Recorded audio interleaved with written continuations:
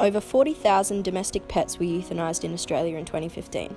This is due to a variety of factors, such as overbreeding, puppy farms, backyard breeding, and the lack of identification when animals enter shelters.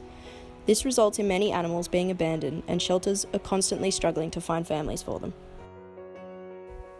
Social media has heavily impacted the way shelters reach the public.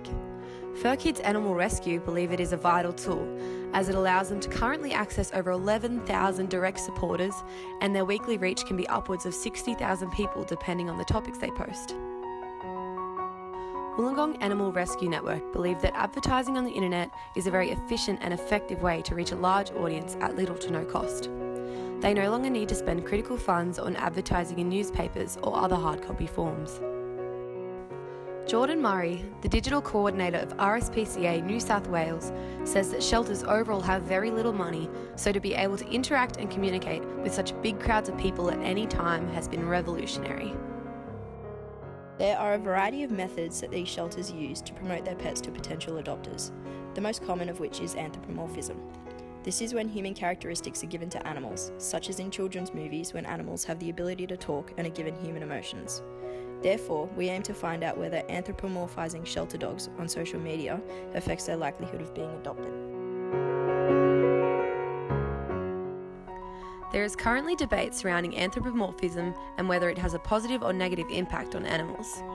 Some of the positives of anthropomorphism is that by giving dogs human traits, they are seen as more than simply an animal. They are seen to have thoughts, feelings, and emotions just as humans do. By humanising these dogs and having background stories and biographies for them, it becomes easier for the audience to empathise and relate to them. A study conducted by experimental social psychologists found that people have an affinity for non-human entities that appear to have human qualities. This study concluded that those who believed dogs had human characteristics were more willing to adopt them from a shelter and more supportive of animal rights and animal welfare. Caroline Cowell, an animal attendant and social media content producer for RSPCA New South Wales, states that RSPCA have a firm belief that all animals have their own individual personalities, which means the general public and possible adopters can easily empathise and relate to the animals. So in terms of giving animals a personality, it definitely does increase their likeliness of adoption. Jordan Murray, the Digital Communication Coordinator of RSPCA New South Wales, says that using language that personifies animals has been very popular with their audience, and often the animals who have a backstory or an interesting quirk or personality almost always perform better. Wollongong Animal Rescue Network believe that by humanising animals, it allows their potential adopters to have a connection and empathy towards an animal. They become personally invested in the animal. Amanda from Fur Kids Rescue believes that animals are sentient beings, and by giving them human qualities, it allows the public to empathise with them. She believes that they hurt, they laugh, they cry, and they feel. They have basic needs that humans have. Although humanising dogs has its benefits, some people also view it as being problematic. Australian Working Dog Rescue are against the idea of anthropomorphising animals, as they believe that humanising a dog and then publicly stating such qualities in a manner of advertising is damaging to the industry, as it sends entirely the wrong message about dog behaviour to a wide audience. Many believe that the anthropomorphism of animals reflects badly on humans, as we are unable to empathise with other living things unless we first consider them to be human or possess some aspect of human qualities or characteristics.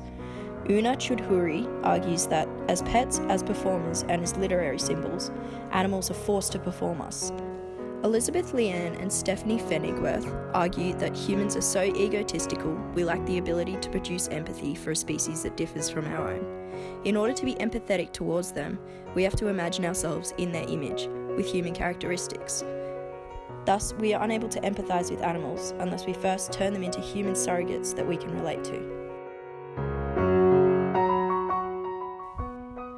In 2012, Public Attitudes Towards Animal Welfare Shelter Dogs conducted a survey which found that 80% would be likely or very likely to obtain a future pet from an animal shelter or rescue organisation. However, they also discovered that 1/3 of the participants believe that adult shelter dogs often have behavioural problems.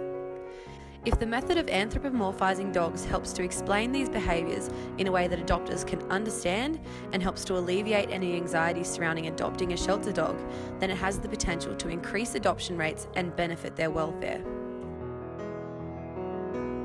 On the other hand, Roland Sonnenberg, a professional animal trainer, argues that anthropomorphizing our animals is bad, as it is a failure to accurately see them as what they are, what they want, and what they need.